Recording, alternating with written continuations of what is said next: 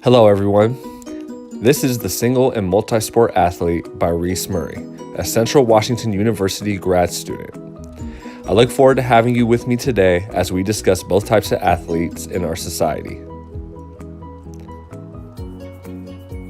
The purpose of this informational guide is to inform parents, coaches, and youth athletes about the physical, social, emotional effects of multi-sport versus single-sport specialization. More than 35 million kids participate in some kind of youth sport throughout the nation. With this number increasing regularly, kids have options to participate in a variety of different sports or to focus on just one. The intent of this guide is to not try to persuade you on which is better, but to serve more as a resource for everyone when deciding on youth sport participation. The youth are our future, and the decisions that are made regarding them are critical for long-term development.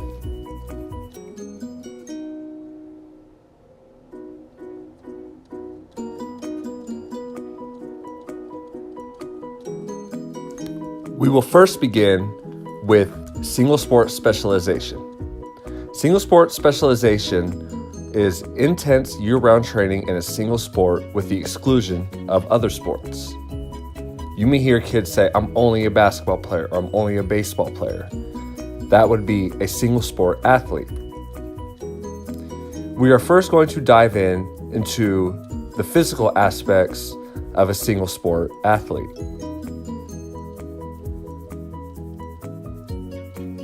Some of the aspects of being a single sport athlete from the physical standpoint are perfecting specific sport skills, quicker development in sport than multi-sport athletes, the risk of overuse injury, working specific group of muscles.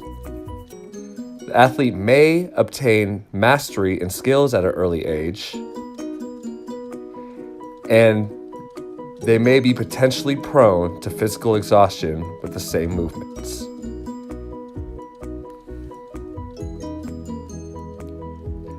Next, we will touch base on the social emotional aspects of being a single sport athlete.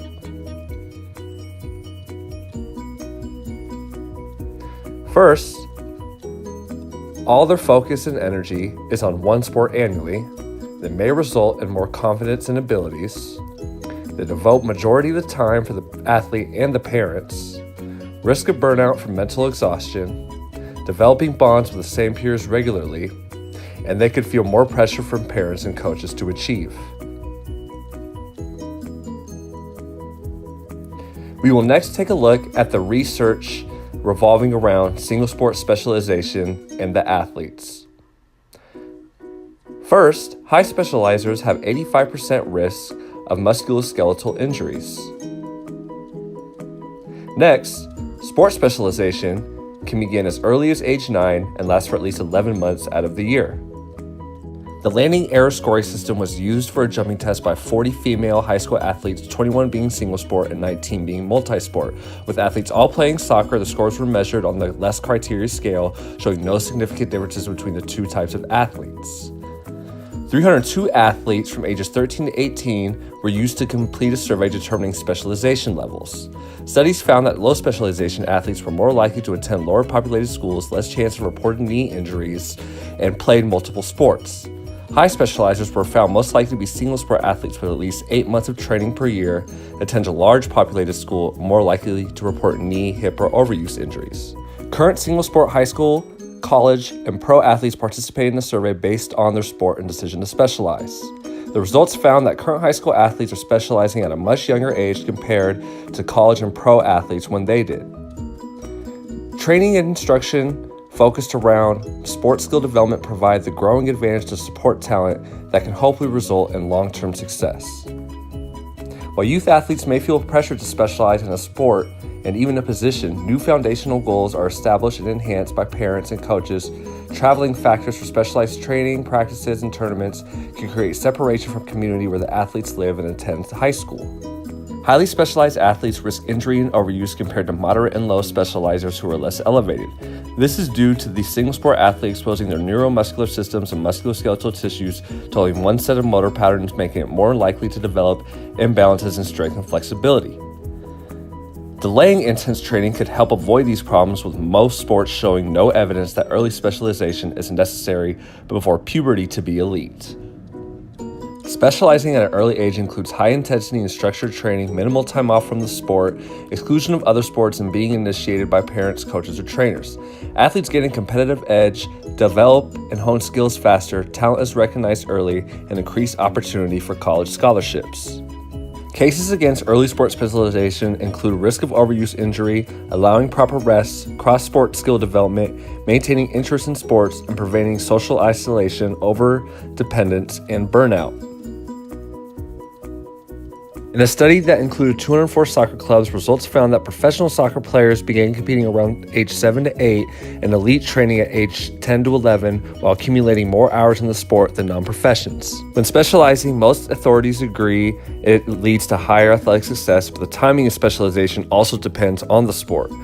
Colleges are starting to look at athletes while they're in middle school and begin nationally ranking players as early as 6th grade.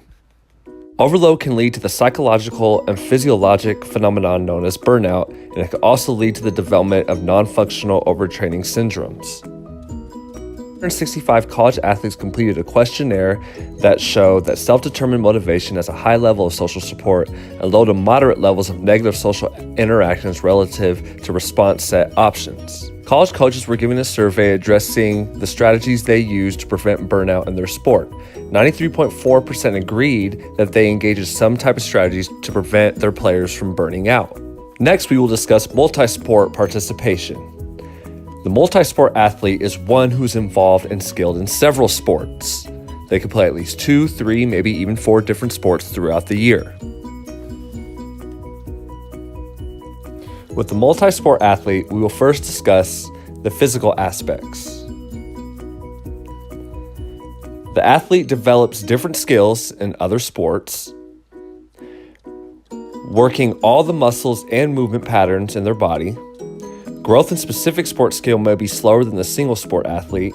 They understand how to use certain body parts in different settings, risk of injury in other sports in the off-season, and they could be at lower risk of an overuse injury.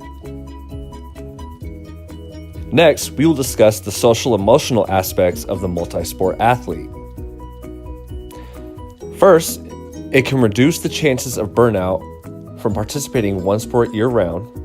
They may be forced to choose one sport to play in college when that time comes. They have a variety of different social interactions, interfere or overlap with other sport times.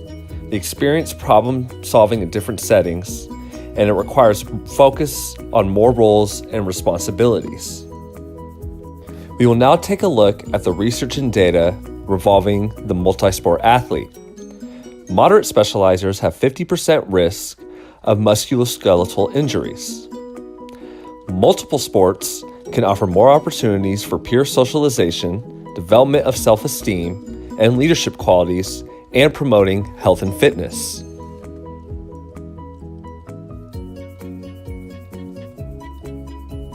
Physical development and success in sports are enhanced by participating in multiple sports on a schedule that allows for periods of active rest and recuperation throughout the year. For young athletes' psychological development, intrinsic motivation is fostered by having kids expand their options and choices as they grow, leading to lifelong sport participation. High school soccer, basketball, baseball, volleyball, and football athletes were used in the study. For those who were considered high specializers at 85% or moderate 50% were more likely to sustain a lower extremity injury than lower level, leaving sport medicine providers responsible for educating. More commonly seen over the past 15 years, data suggests that single sport specialization does not necessarily provide an advantage over multi-sport athletes. Research has found that there are small but significant increase in patellofemoral pain in single sport specialization female, middle, and high school basketball, soccer, and volleyball athletes. And year-round baseball has resulted in higher rates of ulnar collateral injuries at a young age. Gymnasts who begin specializing at the earliest age of 4 experience several overuse injuries. Year-round training with single sport hockey athletes have higher incidence of hip and labral tears, while swimmers experience shoulder pains with external and internal rotations. Multi-sport will not ruin athletic abilities, identify optimal exposure with maximizing training effect with minimal risk of injury, and early specialization has not shown to be beneficial for high-caliber athletic performance at higher levels. From the 7.3 million high school athletes in the nation, only 6% move on to play at any collegiate level. In a study using 247 first-round NBA draft picks from 2008 to 2015, 15% were multi-sport athletes in high school, while 85% were only basketball players in high school. Dietary supplement intake questionnaire was given to 2,783 athletes and 62 non-athletes, showing that a higher percentage of athletes took at least one dietary supplement in the last month, who were significantly lower to those who did not take any. High training volume athletes that were taking a DS was at 44.8% compared to moderate training athletes at 26.1% and low training athletes at 16.7%. 101 team sport athletes, with 37 being male and 64 female at a mean age of 18.6 years, were given the General Nutrition Knowledge Questionnaire. The results showed an average score of 58.0%, with the highest score on knowledge of dietary recommendations at 65.4%, with the lowest score being on diet-disease relationships at 42%. Females scored higher than males for nutrition knowledge and total Australian Recommended Food Score, or the A-ARFS. There was not any notable influence of age, level of education, athletic levels, or participation on nutrition knowledge or total A-ARFS. After analyzing the data, it showed that there was a positive association between higher nutrition knowledge in females with better diet quality. USC national champion and Super Bowl winning Seattle Seahawks head coach Pete Carroll said that the more background and the more diverse experience that you've had, the more competitive environments and you've been in, all of that adds up to your confidence, your ability to handle situations and make great decisions and be the kind of savvy player that you can be. College football national champion head coach Urban Meyer from Florida and Ohio State said when recruiting high school athletes, his philosophy is to bring in kids who like to play football and are not just gridiron specialists. Clemson's Dabo Swinney said, "I think the cross-training, different types of coaching, locker room environment, and challenges makes a more competitive, well-rounded type of person." Thank you very much for your time today and joining me in this presentation.